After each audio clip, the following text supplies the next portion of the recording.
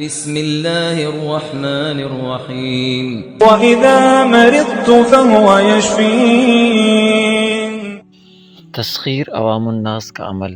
مندرجہ ذیل عمل روزانہ 3 دن تک 313 مرتبہ پڑھ کر سرما، تیل، خوشبو، کریم وغیرہ دم کریں، پھر ان دم شدہ اشیاء کو روزمرہ زندگی میں استعمال کریں، پھر ہر جمعہ والے دن 313 مرتبہ یا پھر 100 مرتبہ پڑھ کر انہی اشیاء پر دم کر لیا کریں، اور کم ہونے پر ان چیزوں میں اور چیزیں بھی شامل کر سکتے ہیں، اور یہ عمل ہر بندہ صرف اپنے لیے کر سکتا ہے۔